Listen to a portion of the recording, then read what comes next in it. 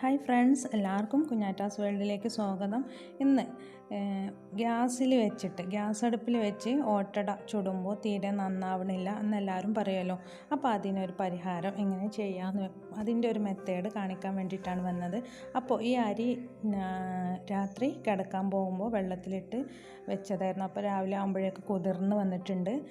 കണ്ടില്ല, ഇങ്ങനെ കയ്യിലിട്ട് പൊടിച്ചാൽ പൊടിയൊന്നൊരു പരുവാകണം. ആ സമയമാകുമ്പോൾ നമ്മൾ അരി തയ്യാറായിട്ടുണ്ടെന്ന് മനസ്സിലാക്കാം കേട്ടോ.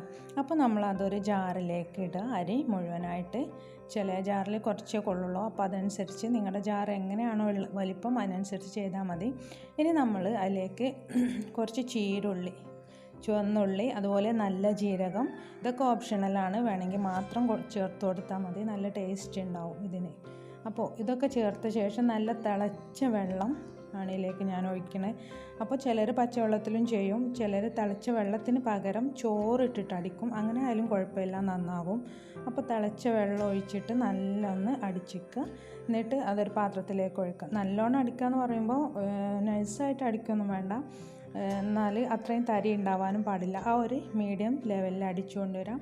ഇനി അതിലേക്ക് തേങ്ങ ഇട്ട് കൊടുക്കുക. തേങ്ങ ചിരകിയിടുന്നതിന് പകരം ഇങ്ങനെ കൊത്തി എരിഞ്ഞിട്ടിട്ടാലും കുഴപ്പമില്ല. ഇനി നമ്മൾ ഒഴിക്കാൻ പോകുന്നത് കോൺഫ്ലവർ ഓയിലാണ് ഞാനിവിടെ ഒഴിച്ചിരിക്കുന്നത്. വെളിച്ചെണ്ണ ഒഴിക്കാം, ഏതും ഒഴിച്ചു കൊടുക്കാം. അപ്പോൾ അതിനൊരു നല്ല ടേസ്റ്റും പിന്നെ ചട്ടിയിൽ നിന്നൊക്കെ പെട്ടെന്ന് വിട്ട് കിട്ടാനും നല്ലതാണ്.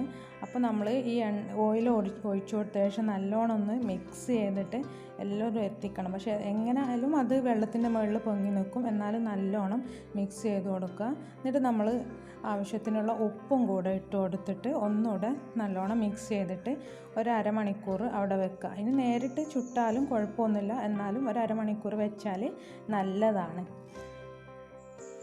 ഇനി അടുപ്പ് കത്തിക്കുമ്പോഴാണ് ശ്രദ്ധിക്കേണ്ട ഒരു കാര്യം, അടുപ്പിൻ്റെ മുകളിൽ നമ്മൾ അടുപ്പിൻ്റെ സ്റ്റാൻഡ് ഉണ്ടാവുമല്ലോ, അതിൻ്റെ മുകളിൽ വേറൊരു സ്റ്റാൻഡ് കൂടെ വെക്കുക. ഇത് ഞാൻ സ്ഥിരമായിട്ട് ഓട്ടട ചുടുമ്പോൾ വെക്കുന്ന സ്റ്റാൻഡാണ്. എന്നിട്ട് ആ സ്റ്റാൻഡിൻ്റെ മുകളിലാണ് നമ്മുടെ ഓട്ടടൻ്റെ ചട്ടി വെക്കേണ്ടത്. അപ്പോൾ ഇങ്ങനെ കണ്ടോ, ഈ അടുപ്പിൻ്റെ സ്റ്റാൻഡ്, അതിൻ്റെ മുകളിൽ വേറൊരു സ്റ്റാൻഡ്, പിന്നെ ഓട്ടടൻ്റെ ചട്ടി. എന്നിട്ട് നമ്മൾ ഓട്ടട ചട്ടി നല്ലോണം ചൂടായി വരുമ്പോൾ നല്ല വൃത്തിയുള്ളൊരു പേപ്പർ എടുത്തിട്ട് നല്ലോണം അതിൻ്റെ ഉൾവശം തുടച്ചെടുക്കണം. അതിൻ്റെ ഉള്ളിലൊന്നും ഉണ്ടാവാനേ പാടില്ല, നല്ലോണം തുടക്കണം. അപ്പോഴേ ചട്ടിയിൽ നിന്ന് പെട്ടെന്ന് അത് വിട്ട് കിട്ടുള്ളൂ കേട്ടോ. അങ്ങനെ നല്ലോണം ചൂടായി വരുമ്പോൾ നമ്മൾ നേരത്തെ അരച്ച് വെച്ച് മാവ് അതിലേക്ക് ഒഴിച്ചു കൊടുക്കുക. ഞാനിവിടെ 2 കയ്യിലാണ് ഒഴിച്ചു കൊടുക്കുന്നത്. ഓരോരുത്തരുടെ ചട്ടിയുടെ വലിപ്പവും ഒട്ടാടെ എത്ര വലിപ്പം ആവശ്യമുണ്ടോ അതിനനുസരിച്ചൊക്കെ ഒഴിച്ചു കൊടുക്കുക. ഇനി നമ്മൾ ഇതൊന്ന് അടച്ചു കൊടുക്കുക. അടച്ചു കൊടുത്തിട്ട് ഒരു 2 മിനിറ്റ് കഴിയുമ്പോൾ നമ്മൾ അടുപ്പ് സിമ്മിലേക്കാക്കണം. തീ പറ്റേ കുറച്ച് മതി, ഇനി കുറഞ്ഞ തീ മതി. കണ്ടില്ലേ, ഇത്രയും മതി. അപ്പോൾ ഇങ്ങനെ വെച്ചിട്ട് ഒരു 5-6 മിനിറ്റൊക്കെ ഇങ്ങനെ വെക്കുക. അങ്ങനെ വെക്കുമ്പോൾ കണ്ടില്ലേ, നല്ല ഓട്ടാടായിട്ട് കിട്ടും നമുക്ക്.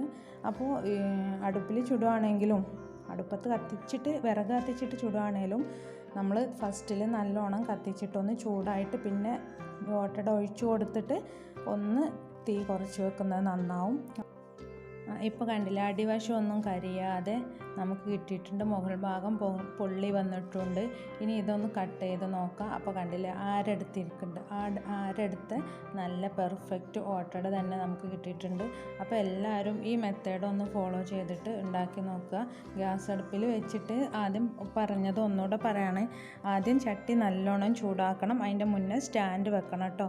അപ്പോൾ ചൂടാക്കിയിട്ട് മാവ് ഒഴിച്ചു കൊടുത്തിട്ട് 2 മിനിറ്റ് കഴിയുമ്പോൾ ലോ ഫ്ലെയിം ആക്കുക. എന്നിട്ട് ഒരു 5-6 മിനിറ്റ് വേവിക്കുക. അതിൻ്റെ ഇടയ്ക്ക് വേണമെങ്കിലും തുറന്ന് നോക്കാം.